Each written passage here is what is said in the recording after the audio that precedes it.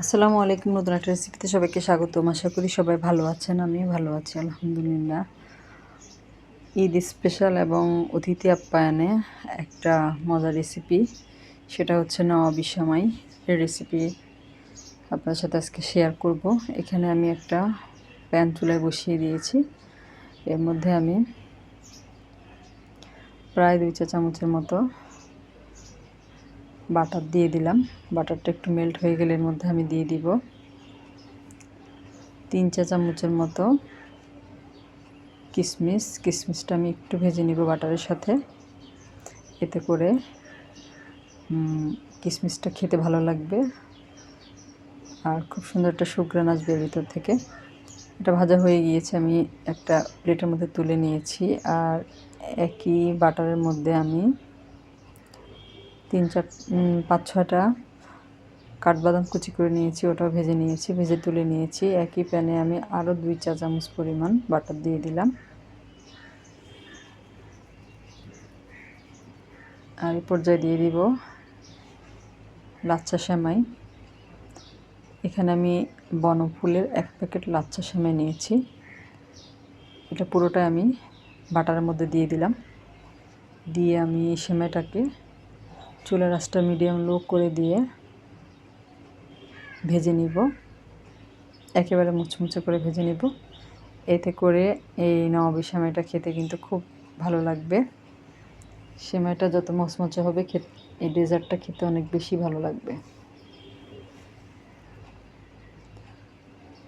আর এই পর্যায়ে দিয়ে দিব আমি এখানে গরুর দুধ।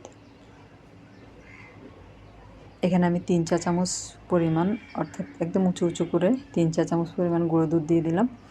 আর অবশ্যই গুঁড়ো দুধটা দেওয়ার চেষ্টা করবেন, এতে করে কিন্তু এই সেমাইটা খেতে খুব ভালো লাগবে।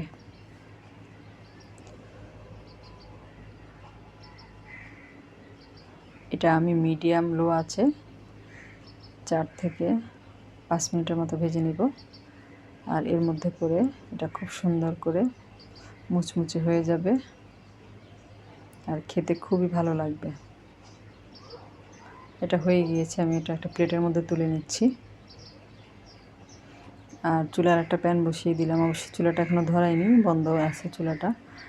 প্যানের মধ্যে আমি আগে থেকে জাল করে রাখা গরুর দুধ, 2.5 কাপ গরুর দুধ আমি এখানে নিয়েছি, অর্থাৎ 2.5 কাপ পুরো না, 2 কাপ থেকে একটু সামান্য বেশি।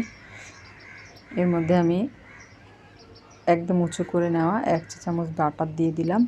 আর অবশ্যই বাটারটা দেওয়ার চেষ্টা করবেন, এতে করে এই ডেজার্টটা খেতে অনেক বেশি ভালো লাগবে। আর এখানে আমি দুধটা আর একটু ঘন করার জন্য 4 চা চামচ পরিমাণ গুঁড়ো দুধ দিয়ে দিলাম। আর দিয়ে দিব কর্নফ্লাওয়ার দিয়েছি এখানে আমি 2 চা চামচ। সব কিছু মিশিয়ে নিলাম। আর এই পর্যায়ে দিয়ে দিব সামান্য একটু লবণ। আর এখন দিয়ে দিলাম প্রায় 1 কাপ চিনি, পুরো 1 কাপ না, পৌনে 1 কাপের মতো হবে। এখানে 2 কাপ থেকে একটু বেশি দুধের জন্য আমি 1 কাপ চিনি নিয়েছি। আর এই চিনিটা কিন্তু মিষ্টিটা একদম পারফেক্ট ছিল। এই মেজারমেন্টে আপনারাও বানিয়ে নিতে পারেন। একেবারে পারফেক্ট একটা মিষ্টি হয়েছে আমার এই ডেজার্টে। আর এটা আমি নেড়ে চেড়ে কয়েকটা বলক তুলে নেব। এর মধ্যে করে এটা একটা ঘন হয়ে যাবে। আর যেহেতু কর্নফ্লাওয়ার দিয়েছি, 3-4 মিনিটের মধ্যে কিন্তু এটা ঘন হয়ে যাবে। আর বাটার যদি বাসা না থাকে, সেক্ষেত্রে আপনারা এখানে ঘিও ব্যবহার করতে পারেন। ঘি দিয়েও কিন্তু ডেজার্টটা তৈরি করা যাবে, খুব ভালো লাগবে খেতে।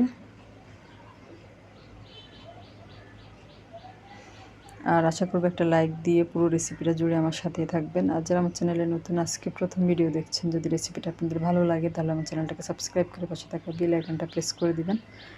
এতে করে আমি পরবর্তীতে যত ভিডিও দিব তার নোটিফিকেশান সবার আগে আপনাদের কাছে পৌঁছে যাবে। লাইক, কমেন্ট, শেয়ার, সাবস্ক্রাইব করে আমার পাশে থাকবেন। এই যে প্রায় 4 মিনিটের মাথায় কিন্তু এটা অনেকটাই ঘন হয়ে গিয়েছে। এটা হয়ে গিয়েছে, চুলা থেকে আমি তুলে নিয়েছি। আর যেই বাটিতে আমি ডেজার্টটা সেট করব, এরকম একটা বাটি নিয়েছি। এর মধ্যে আমি প্রথমে ভাজা সেমাইটা দিয়ে দিব।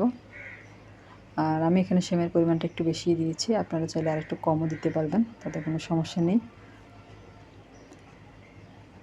আমার এই মুচমুচে সেমাইটা কিন্তু খেতে বেশি ভালো লাগে, এই জন্য আমি একটু বেশি দিয়েছি নিচের লেয়ারটাতে।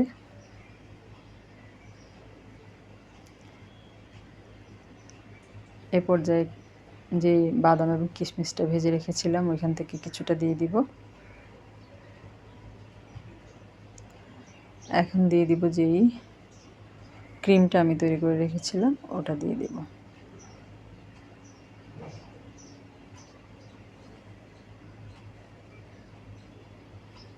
এভাবে চাইলে আপনারা কিন্তু বেশি লেয়ার দিয়েও তৈরি করে নিতে পারেন। আর অতিথি আপ্যায়নে কিন্তু এই ডেজার্টের কোনো জুড়ি নেই, সবাই অনেক বেশি পছন্দ করবে, ছোট থেকে বড় সবাই।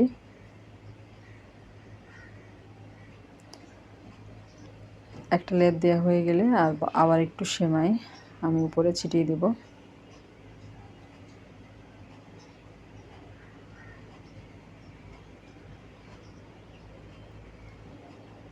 এর উপরে আবার একটু বাদাম কিশমিশ দিয়ে দিব।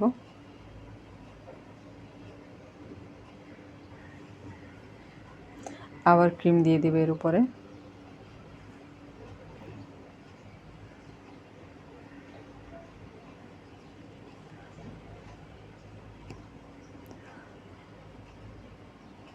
এই যে দেওয়া হয়ে গিয়েছে। এ পর্যায়ে আমি উপরের লেয়ারটা সেট করে নিচ্ছি। একদম উপরে আমি সেমাই দিয়ে নিয়েছি, আর উপরে আর বাকি বাদাম এবং কিশমিশটাও দিয়ে নিয়েছি। এটা আমি প্রথমে রুম টেম্পারেচার ঠান্ডা করে নেব, এরপরে আমি ফ্রিজে রেখে 2 ঘন্টা পরে আপনাদেরকে দেখাচ্ছি।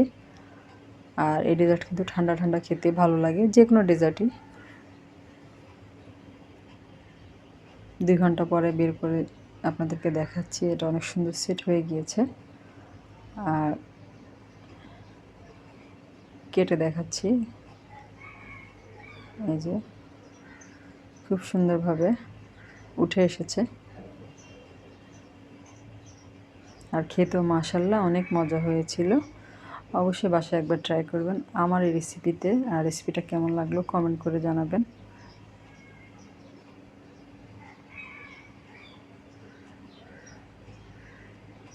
সবাই অনেক বেশি ভালো থাকবেন। আজ এই পর্যন্তই। আল্লাহ হাফেজ।